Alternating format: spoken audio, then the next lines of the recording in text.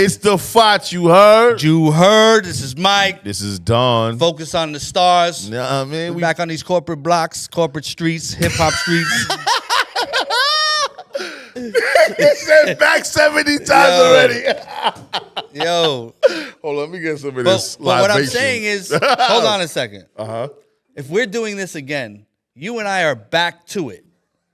I'm not saying you guys are back. Welcome back. I'm saying we back to this shit. We back at it like a crack addict. Word. So back at it like a crack addict, right? Back at it like a crack Okay, that's addict. what we doing. Fuck Gaba, yo. You know what I'm saying? Don't bleep that shit. Yeah. You know what I'm saying? Yeah. Forget Kaba. No, happy to be here. Nah, for sure, You man. know what I mean? I always look forward to this. What I realized, What's up? I realized this is like our therapy.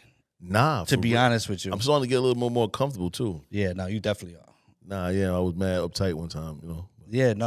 Like seriously. This is like therapy. When we'll speak about what happened over the weekend. But as I was coming home on the plane, I was literally looking forward to this. Nah, me too, man. Yo, I had some car issues and had to do some stuff at DMV and had to put it off for the next day. And I was like, should I call and cancel? And I was like, nah. And I made my way here. Nah, we can't. Not at all. It's the FOTS, bro. You can't cancel on the FOTS. That's a fact. That's exactly what I'm here. It's a FOTS fact. And I was here early too, so I'm proud of myself. Yeah. Very. Yeah, we both were early. Yeah, you were early. Oh, Nah, man.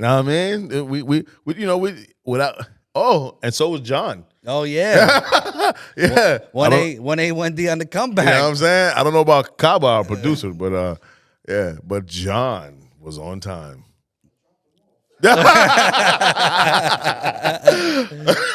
Amazing. Yo, but I mean, this weekend was kind of crazy for us as a company. Got busy. Yeah, and when everything settled down, I got kind of, I don't want to say emotional, but it was kind of like a deep breath, and we're like, wow, this is something it's happening. Exactly, it's happening. So, if you want to talk about the weekend first, if you want to speak about New York, because it was New York and ATL over here. Definitely was New York and ATL. I mean, just to even talk about this experience this weekend as a company, let's start there, and then we'll go into everything else, because then you can talk about it as well too. But just the fact of is the milestones. How do you feel about the milestones for this last weekend? I just thought it was crazy. I just really thought it was crazy as far as having collaborations, a premiere of a show. Crazy. From, like you said, from a company standpoint, to reflect on, bro, got this idea. Yeah. And we ran with it. Yeah, nah. Okay. And then, I mean, and actually having the, starting from where we started from till now, what's your look? What's the Myq isms of this weekend? Because you have these great isms. So what ism do you have for this weekend? No, this weekend was like, I don't want to sound corny, right? Like seriously, because these are these moments that it's like you work for. It's like everything flashed.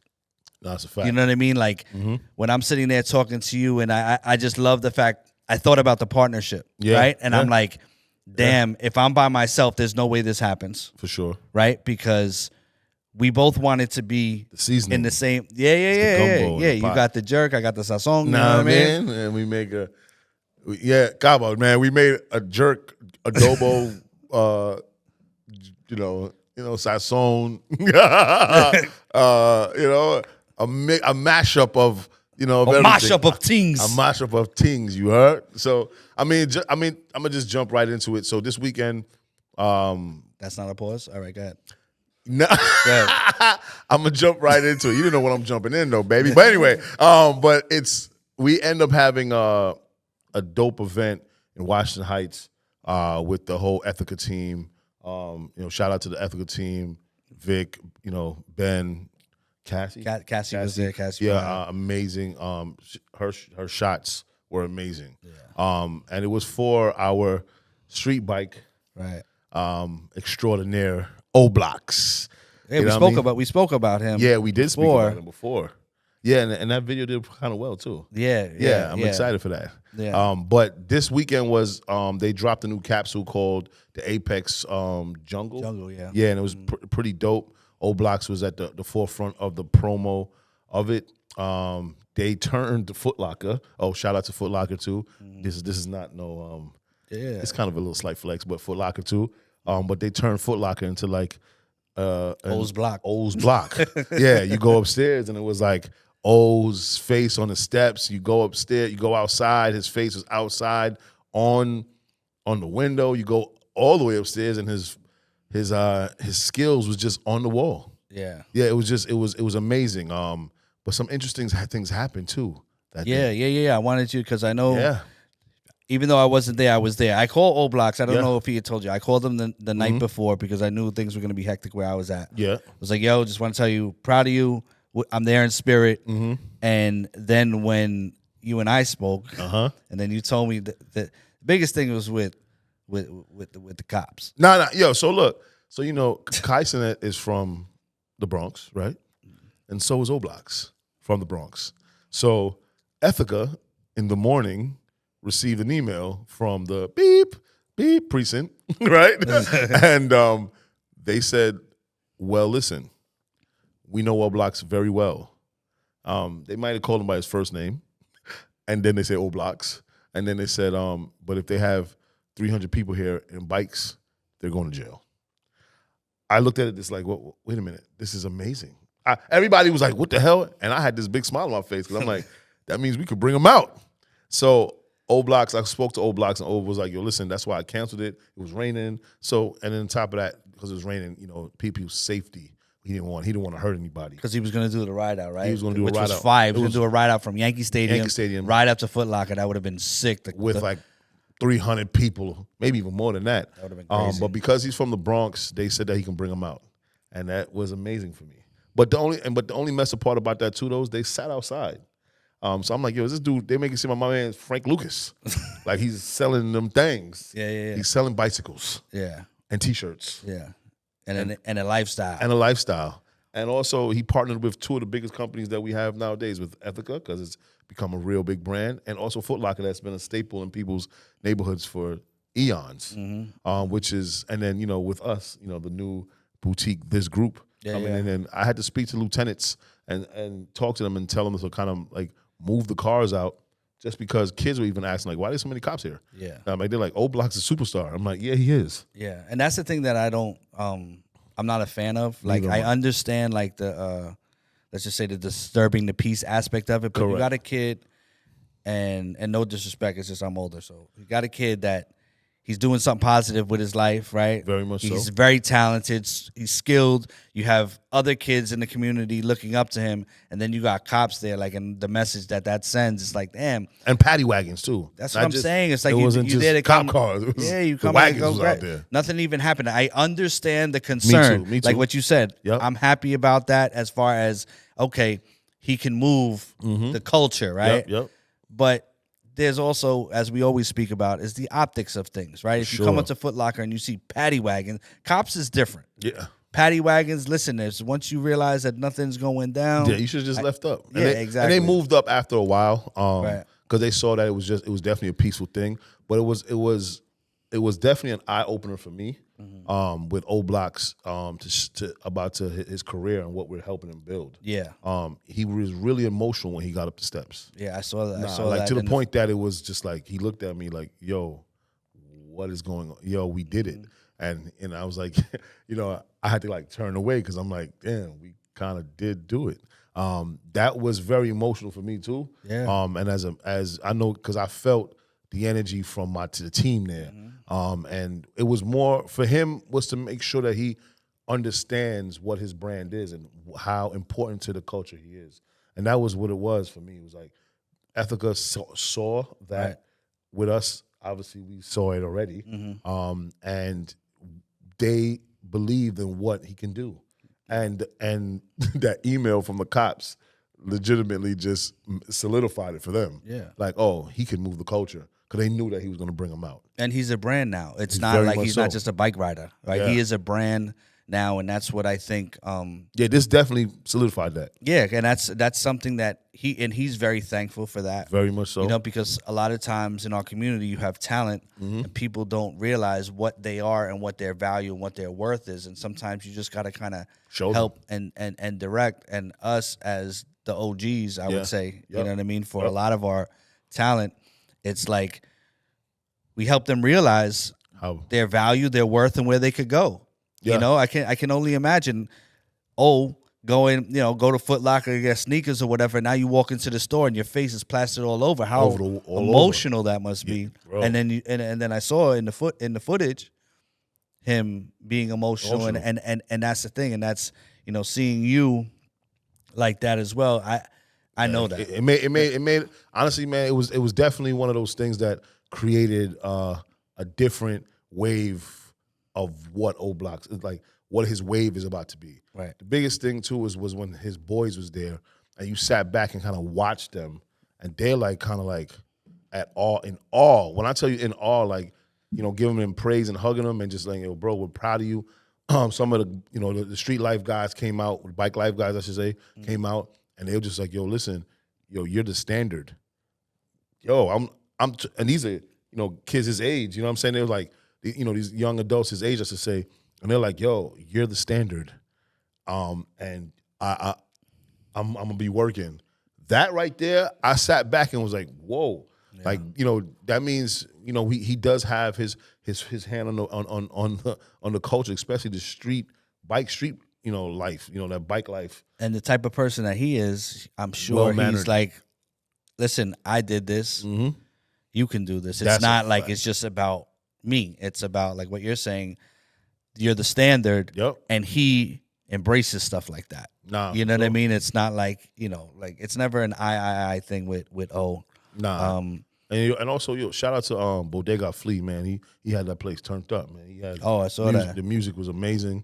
Rock Nation's own dope, heavy hitter. He's dope individual. Just we had some time to kick it and talk. Yeah. It was amazing, man. He made the look for O-Block too, from a music standpoint on the mic, every minute making people know why they were there, which was dope. Nah, that's fire. That's fire. It was amazing. Yeah, I love seeing the champagne. Yeah. Your man was like, "Yo, I'm gonna go outside." So I strategically, business move. I know who owns or who helps Ethika, our good friend or soon to be good friend to the Rick Ross. And so Chastity, our amazing publicist, was like, Don, should we get, O-Block's don't drink, but she's like, should we get him a champagne? I'm like, yeah, why not? He said he wants to bust a champagne. And I'm like, all right, cool. She's like, what should I get him? I said, get him a Bel Air. All right. She was like, yeah. I said, yeah, no, just get him a Bel Air and we'll just tag Ross. But he didn't post it yet. So Ross, what's up, man? You talking about brand ambassadors. We here doing the brand ambassador thing. So just repost or just like it. You know what I mean? Nah, but that's dope. And again, for me, I was there in spirit. For sure. I really like all the talent, and for me, always like the little brother. Yep. Right. I want to say he's probably the youngest. Yeah, I think so. Him and Jufu's probably the same age. Yeah. Oh, yeah, are they? I think so. Okay. Yeah. But it's like the little brother, right? And it's just like to see that, and how we are as far as with all of our talent, we just want to see them win. Like that's legitimately how we are and how we want to move. Nah, and we from that though, we come from New York and then we segue into you, man. ATL Georgia. ATL Georgia. How did that? First and foremost, man, it was probably hot down there. Yeah, 100%. 100%. While we were getting rained out, they were getting hot. Yeah, hot. They was out there hot. You know what I mean? I was there in spirit too, man. I wish I was there. I had FOMO. Yeah, no. I had FOMO. I missed them.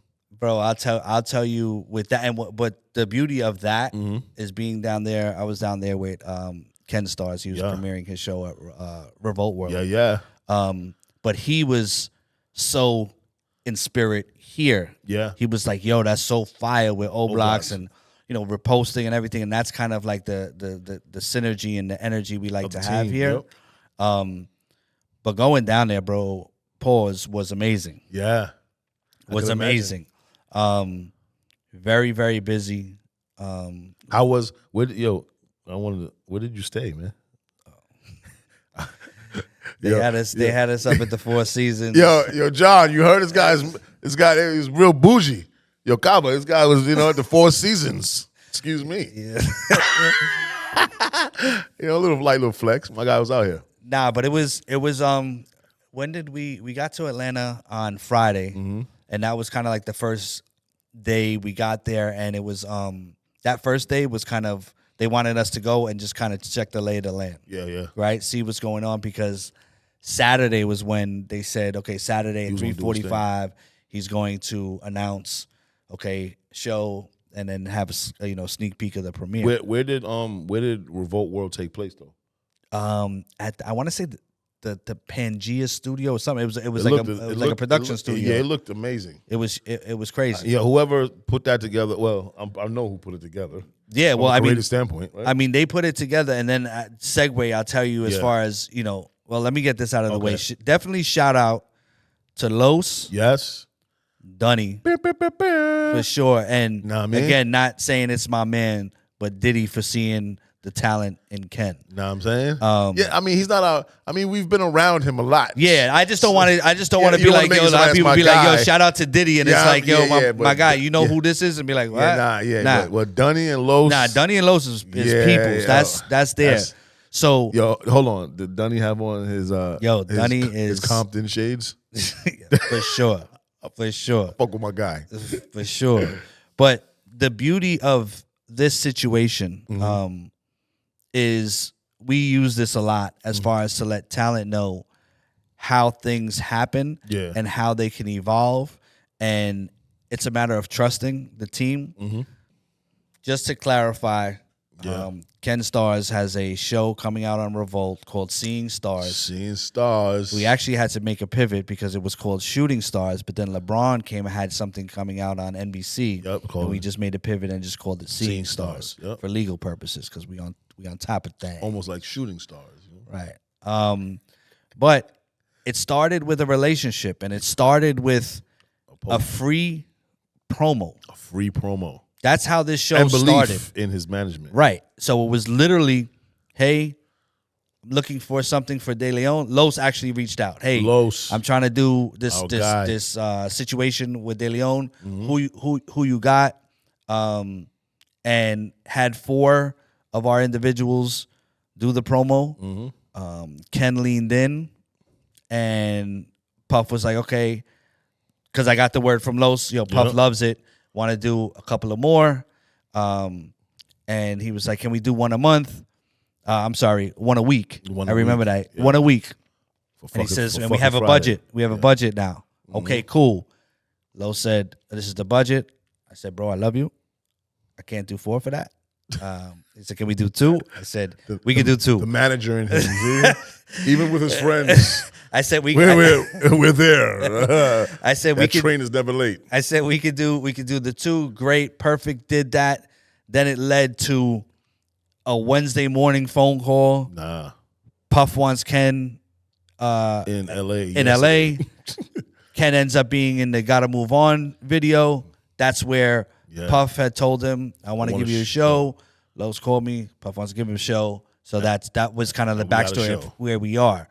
So now we go down to Revolt World, because what they wanted him to do was kind of like a man on the street kind of vibe. That's social media.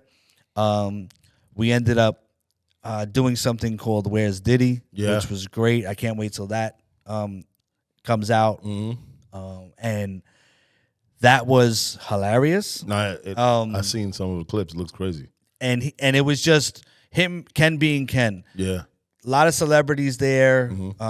The artists, we were in the back of the talent lounge, the talent tent. Like, we were with all of them, but it was crazy what I realized after coming back. I was like, I was so focused on the task at hand. I didn't really with the talent. But then again, for me, I realized I was like, I don't really necessarily need to meet talent. I don't need to take a picture with talent. Yeah. I don't need more. It was more for you to understand why you were there. So you was completing the mission, opposed to just 100%. And the person I needed to meet, you met. I met, which was Datavio, the CEO of Revolt, and hopefully you'll see him here. Yeah. Because I spoke with him, and I was like, listen, the conversation that we were having, especially what he's doing and what he said, when I was telling him what we are doing here as far as for Black and brown creators, and he understood. So the CEO of a network, understanding, like he was like, you guys are the now. Oh, wow. I'll put you guys up against ABC, NBC. Look at their pages. Look at the engagement. Look at what you guys got. And we slight, a little flex. He'll put us up against the NBCs and ABC. That's all right. I'm with that. But like literally, that's what he was saying, and he was just like, "You guys are the now. You guys are the future." That's dope. And what he's just a great individual. And the fact that you had a conversation with him to even just have the time to do that is amazing. Oh, bro, it was great. It was great. Fire.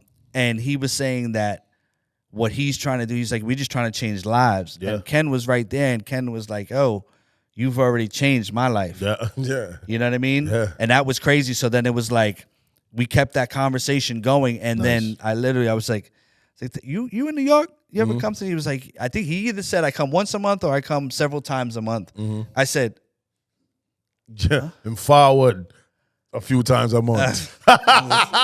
And forward, he forwards a few times a month. You heard? Yeah. So that would, like, for me, I was like, that was the most important connect right there. For sure. Right? Because it's a different conversation, and I'd rather speak to him and have a conversation with him than you chasing talent. Exactly. Yeah, I can see that. I mean, as a manager though, I guess you're gonna always rub shoulders with the talent because of where you're at. Right. But the next thing is about thinking about the next move on how to bring value to something else, and then how they can bring value to you. So I think I think that's a great thing that you was actually not even worrying about the talent. You were more focused on who else you can meet while you're there. Yeah, bro. And it was just, in a nutshell, the event was great. And when I was speaking to Detavio, I was like, this is amazing. He was like, this is all Dunny.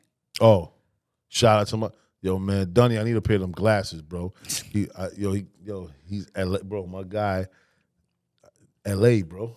Dunny, that's my guy. Dunny is the man. So Dunny's the creative director of Revolt, and amazing dude, man. He's just great. He's just great. So, and everything, they had food trucks, they had the Love Lounge, which was fire, and that's where Ken did the announcement. So I can tell you one thing about that. When I saw the footage from that, I know I wasn't there, but the best thing for me, because I wasn't there physically, that I saw when it said executive producers on this big screen, and it was Myq and Don's name there. Bro, I ain't gonna hold you. I was in my car. I was in that Dodge Challenger, actually. I was in tears. Yeah. Because we talked about that, I don't know, 2 years ago, about having some type of production. And the fact that I have a screenshot of it. And I'm like, yo, bro, I was there. I showed my father, and his name is Donovan McLeod. Oh, so he's going to run with it. So he's definitely running with it. So I showed it to him, and he was like, what? I said, look, every time that you think that you can't do something and you see your name there, it's you. Right. And he kind of, he tried to be mad tough about it and just walked away. But, bro, that's crazy. Yeah. No, but again, it goes back to even the emotion. You were talking about, right? And everything was great down when he and I were flying back. Ken was posting the cover art. Yeah. And he stopped for a moment. And he got emotional. That's amazing. And he was like, I'm happy for that too. Oh, exactly. And I said, yo, you gotta chill because he was about to get. I was like, yo, choked up. I said, this is before we took off. Oh man, I was like, yo, we still got a flight, bro. We gotta chill. Yeah, that's crazy. Y'all didn't have mimosas or something? Oh, I did. Oh, so and he was like, I've been dying. How long I've been wanting to post this, and he was saying how people told him to go in different directions, and he just wanted to do this. And I said, yo, bro, you deserve this. And he was like, yo, but y'all gave me the alley-oop. You know what I mean?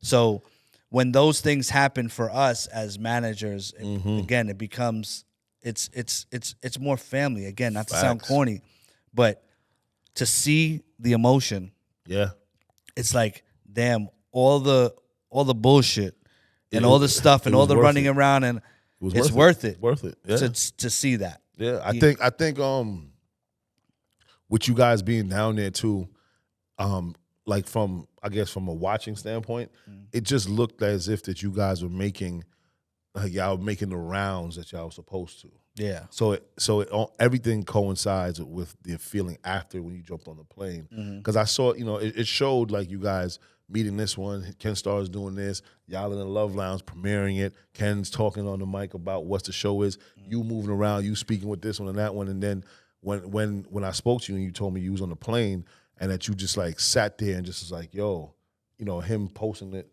and having a kind of a breakdown.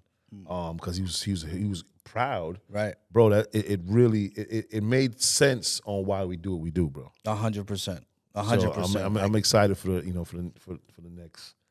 Yeah, and that's what it is, because that's one of the first things I did when I came home. I told my wife, I'm like, yo, this is why we do what we do. That's a fact. Because she said she got emotional seeing O Block. Then I tell her about Ken, and it's just like, yo, we good dudes, bro, and we out here with a purpose. That's and a fact. We are fulfilling our purpose, and we also are creating this everlasting about what work is. Everybody thinks that it doesn't stem, like work is just I show up for an hour and I get paid, right? But they don't know that it's actually hours of work that get you paid, and hours of the aspect of what it is. And this just goes to show. Myq and I had, I don't even know, I can't even call it a 5-year plan. We just had a plan. Right. And we knew that we were going to get there one day if we keep on working. And the work is starting to show. It's showing that we can get to the next level by our work ethic, bro. No, and that's the thing as far as on that topic. The shooter we had down there, his name was Porter. Shout out Porter. I don't know you, Porter, but I know you. Shout out Porter. Nah, he's no joke. Yeah. And then Ken was like, Did they ever call you Porter Potty in school? And he was like, I got it my whole life. And I was like, I said, I'm calling him Porter House. I said, that's my guy. Porter House, right? You are. But he was amazing. Like 24 imagine. years old. Hungry. Shooter.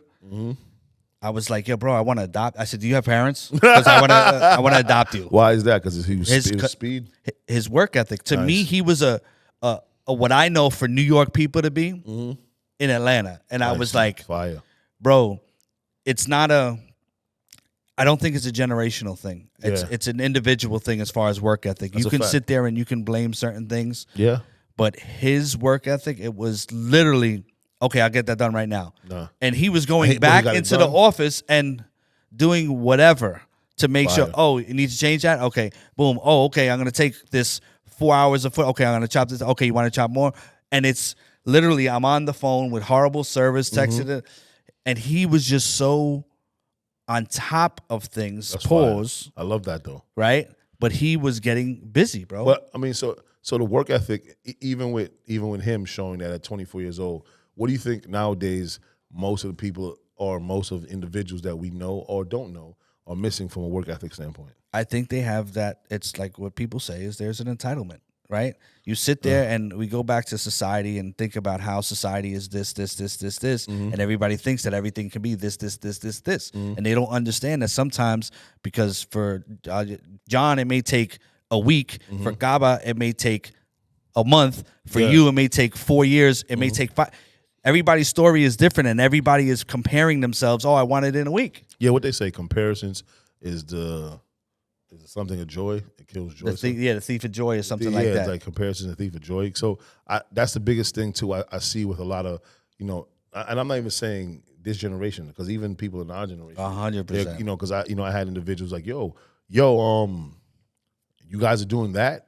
I want to do that too. I'm like, you can just go do it. Right. Do it, so I did. Nowadays though, the work ethic in some of the individuals is very scarce.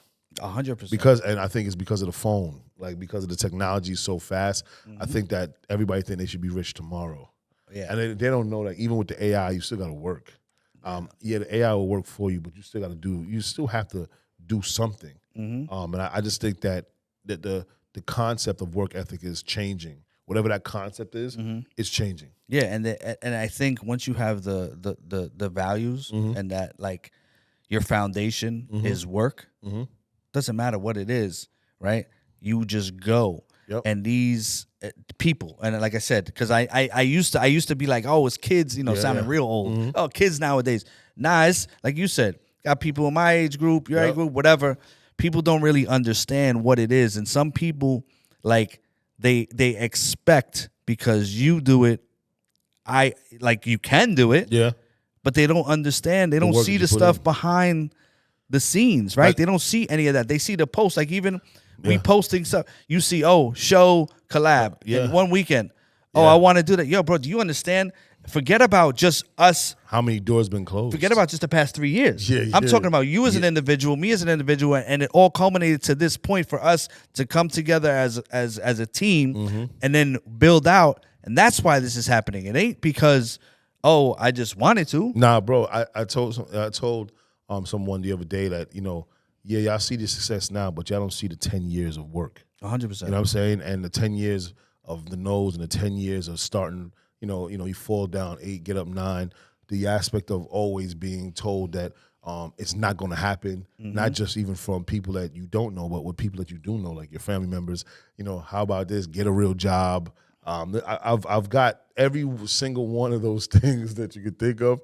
I'm pretty sure you have got it as well. 100%. So nowadays, when I see people that don't want to work, I kind of like it rubs me the wrong way because you cannot get anywhere without. That's the one thing. That's the catalyst to this is the work. Right. You can't skip it. At all. Yo, I heard an artist say, I know what it is to go from 1, 2, 3, 4, like the steps, right? He said an artist that goes from 1 to 10 doesn't know what 5 feels like. Right. So he's like, yo, I know that if I go back to 5, I know how this is. Right. That's why a lot of those artists that go from 1 to 10, when they drop back down, you don't hear from them for a while. You know why? Because they're assessing their life. It's the same way in business, the same way in everything you do. And some of those times, people are, lucky enough or blessed enough to get those opportunities. But that's where you stay in that moment. You still kind of like trying to be grounded a little bit and not get too big-headed, because if you do get knocked off your high horse, what ends up happening? You then go into a depression. Right. And clearly you can go into depression in anything. Right. But if you're making X, Y, and Z dollars and all of a sudden it switches tomorrow, you don't know how to deal with that. Right. So with the work ethic, it shows us how to deal. Because, Mike, how many times we had to rob Peter to pay Paul? No, 100%. 100%. You know what I'm saying? And you know what it is, too? There's a lot of people out there that be thinking that people are haters. Yeah. Right? And they don't think that they can do anything. And some, it's that whole saying like, hey, you're putting your reflections and your reality on me. Yep. But my reality is differently than your reality. For sure. And I learned this a long time ago when I was going to a therapist. His name was Dr. Wilos. This dude was great, right? And he helped me understand a lot. There's 2 types of people, right? You have people that have an abstract mind and a concrete mind. Yeah, I remember you said that. Yeah, so the abstract mind is us in this room, visionaries. Like you can sit there and you can think of things that you don't see right here, right? And that's why you get along with people. That's why when you say, hey, I want to do this, and our circle will be like, okay, let's do it. Nah, for sure. But then you talk to somebody with a concrete mind, and they can't fathom it. So some people aren't haters. They just can't comprehend what you're talking about. And then they become supportive once they see it. And that's hard to decipher because this world is full of haters. But the thing is that they just may not be able to comprehend what you're talking about. And then you show it and say, yep, here it is. That's a fact. And be like, oh, that's fire. And then they go. So it's not like they didn't believe. I don't think they could believe, if that makes any sense. And that's I guess the belief is where, that's why I'm so big on that work ethic, right? Because the work, when you believe is when you continue to keep working. Exactly. How many times we could have thrown in the towel? Just us being together during the pandemic, we could have been like, man, forget this, forget letting a location. We're going to do this, and we could just do what we doing and don't care about nobody else. We could have thrown it in a long time ago, but we didn't, bro. We stuck to the plan, and we worked at it. We went through a bunch of people that saying they can do what they can do and this is that. And essentially, time weeds out the people that are real and what's not. And that's what's happening here. Yeah, it's a fact, man. So you know what I mean? So that's and the biggest part too is that is letting people understand that the concept of work, it doesn't mean that you can't work smarter.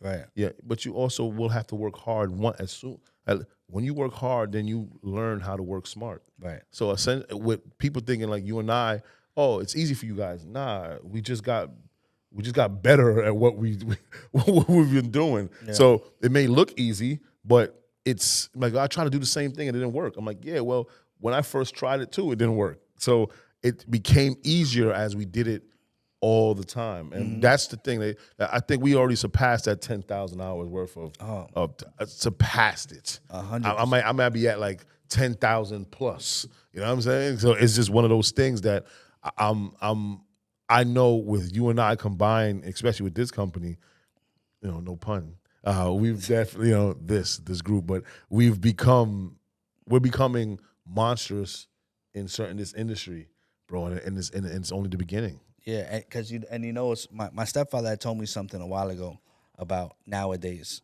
and as far as work ethic, right? Mm-hmm. And he was like, "What used to be the norm now makes you special." For sure, because nobody has work ethic at all. I always say there's so much talent, but not enough work ethic, right? Yeah. And it's funny because I was scrolling on IG, right? And it's crazy. I'm in this business, but I rarely do that. I rely on him for it. Be like, yo, you saw it? Whatever. Gabo sent me something. Because I'm the scroller. You heard? You know what I'm saying? Some people troll. He scrolls. Over here, Gabo's going to put the scrolling. But no, I was going, and one of the pages that I follow that I like a lot is the VS Gent page. Yeah, VS Gent page. Shout out to them. And they had Tyler Perry, right? A clip from Tyler Perry. And they were talking about work ethic was kind of intertwined with what Tyler Perry was saying was he hopes that they get rid of social media. Oh, wow. Because he said, and the question in their post was, is social media addicting? It is. Because he was saying that there's depression and all of this stuff we're talking about, the work ethic and all that. And I almost went in, like not in a bad way, but it was like, yes, how I feel is social media is addicting, just like anything else. But I think how people are now is that people take the easy way out to not take accountability for themselves. Right? They can sit there and be like, oh, well, I want to do, but it's just because I'm on social media and I see all this and I can't, and I'm going to blame social media. Yeah. So I think, too, with that, even with the social media, I think the hustle is different, right? I think people, they send out a few messages and think that they did some work. I've been listening to people talk. Like, yo, it's our, I hit up such and such. I'm like, who? I hit up these companies. All right, I said, what else did you do? Oh, that's it. I did work. I mean, is social media defining the way work is looked at now? I don't. I mean, it's the world, right? So it's like we're living in a digital world, right? So I've had this conversation with my wife. Like, to me, social media is not real. Yeah, I mean, yeah, it's real, but it's not. Yeah, it's but the thing is that 99%, 95% not real. Yeah. Do you think it's addicting? Correct. It's definitely addicting. Yes, and that's kind of how I felt. Just like alcohol, drug, all of these things are addicting. But the thing is that you can't blame that. Alcoholics can get help. Drug addicts can get help. Yeah. Now we're sitting here. Now you just want to get rid of social media. We're gonna have social media anonymous. Do we have that? I can definitely see that happening. Like, all jokes aside, seriously. Scroll. No, oh man. Because I mean, it is what it is. But again, the world. What he was talking about. Oh, the algorithm, and then it's depression, and then you see all of these things, and you got to be perfect. But if you have the foundation of a person, of you. Like when hip hop first started, right? And I'm listening to NWA, right? I'm listening to Eazy and everything he's talking over there. Or once gangster rap started. Okay. My parents told me that's entertainment. That's music. I never thought that I'm gonna go do what they said. But that's because you have understanding parents. But this is what I'm saying. Yeah. So when we're out here like this, right? Social media, it's very easy to just be like, because social media, forget about social media. The phone is some kids' babysitters. No, for sure. Take the phone. I'll see you later. And you don't know what's happening with their iPad. Right. At an early age. Yeah. Right? Because to me, I'm kind of conflicted with kind of like how it's, okay, technology is great. Social media is great. You know what I mean? But yeah, or even the iPad is the babysitter. Right. So, I do my best not to even, give my daughter the iPad. Actually, she doesn't have it. I just give her a book. Right. So you're right though. The technology is is definitely making us dumber, I think. Yeah, I think it's crazy. They always say you got the smartphone makes you dumber. Yeah, nah, bro. Think about it. And sooner or later we're gonna be having Android. What do you call it? Those robots following us around. Going to the supermarket for us. We give them a camera because a videographer to follow us around. That'd be fine. I mean, that's what we need. Gotta work on that. Yeah, we need. On a Roomba. Is that what them things are called? Real quick. Put a little camera on that thing. You know that technology? You remember when you talked about the fake fans in the stadium, SoFi Stadium? Yeah. So you know that there's a movie coming out. That's what they were. Oh, yes. Yeah, that's what they're promoting. Because that was the way they looked is the same way in the movie. Yeah. With Denzel Washington's son. I'm going to watch that. Yeah, it's pretty cool. But it's also showing that AI is going to become a thing. We're going to have like the Jetsons. Yeah. Yeah, we're gonna have like the nanny that's a robot that comes in here. You hungry? Ting, and brings up the food. I'm ready for that.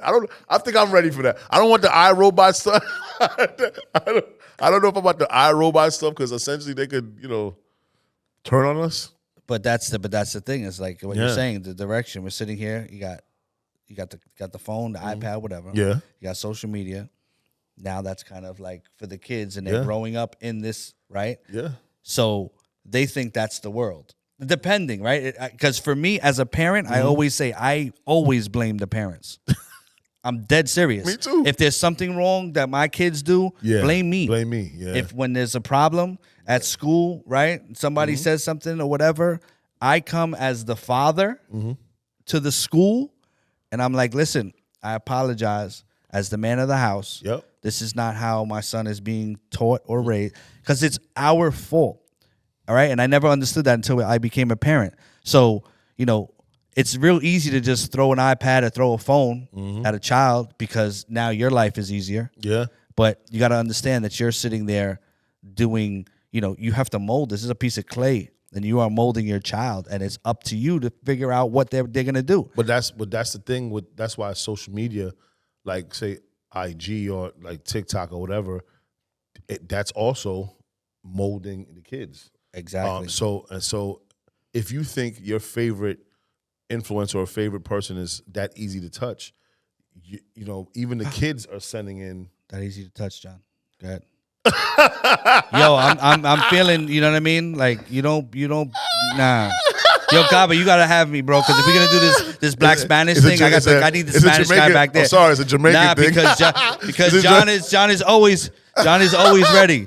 John is always ready with me. Hey, yo, Paul, you can say whatever you want, and John's like this. I think it's a Gaba, you already see what it is. I think it's a Jamaican thing. But anyway, but no, I was saying Michael B. Jordan.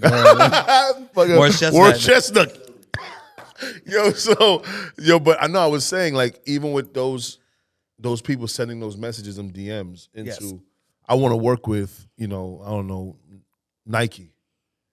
But those kids are sending those messages thinking because social media is so accessible that they can do that. But this is what I think is happening, right? Whereas before you would have to send an email, right? That was the formal way of, hey, I'm going to send an email to the marketing department, whatever. But now it's a DM. Think about it, bro. Yeah, that's how we connected. Not only that, but we've gotten situations from the DM. From it being, DMing instead, but what they do is, and I've realized is that's okay now. It used to be unprofessional because I used to get emails, DMs sometimes.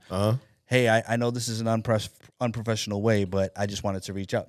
But now I think it's becoming acceptable. It's definitely acceptable. Then these companies, not to cut you, these companies now you'll DM and then they'll be like, send an email. Yeah. You know what I mean? So it used to be super unprofessional. Now it's more common than most. Yeah, exactly. And so a lot of our situations recently came from a DM. Yeah, exactly. Crazy. Exactly. That's the DM master right there. Yeah. Well, listen, not trying to toot my own horn, but the reason why Mike and I are here is because I slid into his DM. Pause. You know what I'm saying? So and then, other partners that we've gotten over the last year or so is because we've slid in their DMs, and essentially we became, set up a meeting, and now we have long-standing relationships off of just a message. Yeah. So, and it's also the way it's postured. The message is postured in a professional way, so they know, like, okay, this is. And then what they do is they go look at the pages. They go look at because you give them key points that they can go reference back to. Right. Then they go reference back to, and I'm like, oh, well, these guys are doing this. You know what? Let's see what they got going on, and that's what sets up the phone calls, or the email, or they send us a direct email, or however. Yeah, and I just think it's crazy as far as for an individual like myself, where I would think it's evolving, right? You have to always evolve with what's happening. Yep. Whereas, like I said, let's say 5 years ago, even just 5 years ago, I would never DM somebody for business because it would seem like that's not the thing to do. I'm DMing all day now. Right, but now, like what you said, because what happens is people don't want to do extra steps. Yep. So if you can DM someone, and then like you said, I can go check the pay, whatever, it's all right there. Whereas the people that you DM, and if they're handling in a different light, maybe they're just handling their social media, they'll say, hey, here's the email for our marketing department, or here's the email for our influencer marketing department, whatever it is, because that person may be just handling the page.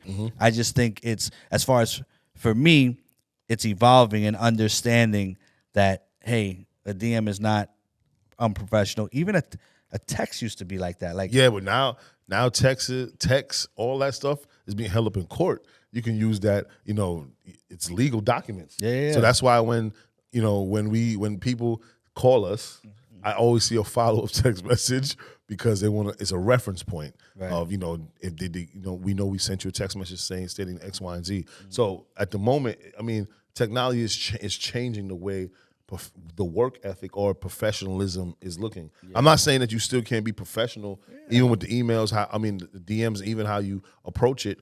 It's now becoming a little bit more personal, because you may send a message to some brand, and it may be the brand manager that controls the DM. Right. So you never know. And I think we're also speaking about in our business as well. Yeah. Because I think emails are still professional for other industries. Like, don't send a DM if you're trying to get a job from somebody. Not saying that. But hold on. But jobs are searching on people's DMs. Yeah. As soon as you get hired to work someplace, they ask your full name, and they go to your Instagram or Twitter to see if you were out there talking reckless. Yeah, because it's definitely a part of life right now. Yeah. But as far as for us, I think in our industry, and I should have clarified that. I think it's not unprofessional anymore in the influencer market and the influencers, social media aspect. I think we're good for doing that. So I evolved. Yeah, we evolving people. Yeah. You know what I'm saying? Hold on, man. There's a question from one of our producers. It says, do you think John looks like Morris Chestnut? I think we put both their faces here. Bloom, and then it goes away. Huh? I'm just saying. There's something. It's cahoots, bro. Cahoots. No, it's hilarious. No cahoots here. They're in cahoots, bro. That's hilarious. Yo, John. If we're going to do that, yo, Kaba, I want you to have a question, too. Yo, he did that last week, though. It wasn't me. Yeah. Listen. He had it in red last week. I already see what it is. We talking this whole unity stuff, but there's still segregation. I'm not with it. He said it's segregation. Yo, listen, I'm going to tell you like this, man. It's black and brown in this place. You heard? You know what I mean? I don't know about none of that extra stuff. I know what Myq and Don is about. I'm happy you said that too, because this is going to show people that we're going to do business the way we do it, 100%, and make people understand that our communities are stronger together, and that's the reason why I love the way our company is structured. See, that's why you the O. We haven't said that in a minute. The E to O. You know what I mean? He's the CEO. I'm the COO. So if you ever hear us be like, yo, you got to speak to the O. That's me. That's the CEO. Operations guy. You know what I mean? The executive guy. You know what I mean? But we're painting the new picture of what that looks like. Yeah. Two guys at the helm, and the individuals that are within the company are also brown and black. And it's everything else. And I was speaking about that before we go into the goalkeeper segment. I was talking about that at Revolt World. Fire. And the fact that it was brought up that there was a Spanish person that brought up the fact that Ken was on Revolt. Yep. They were super happy. And be like, yo, I was dying for this. And the conversation we were having was, look, exactly what you said. Said, listen, I know the Black Initiative and the Latin Initiative have that. My partner and I are all about, hey, let's come together, pause, and have this and do what we have to do. Oh yeah. But that was definitely, I think I don't want to be so dramatic and say we are at the forefront of that. I just know what we're doing. Nah, I just know. I don't want to be dramatic, but no, I mean, we are because though. You start saying to be like, but we are though. Be like, my man, relax. I mean, we kind of are in our own right. Yo, listen, man. I was told that we be too humble sometimes, bro. Yeah, I was told that we be too humble, and we're humble guys. But I told we were too humble. Yeah, and you know who told us that? Cheeks. Well, Cheeklet. He told us that we're too humble. Yeah. He said you guys have more than most, and you guys are setting up. You set up businesses, and when he's talking about each individual that we rep. Right. He said you manage the businesses and do great things.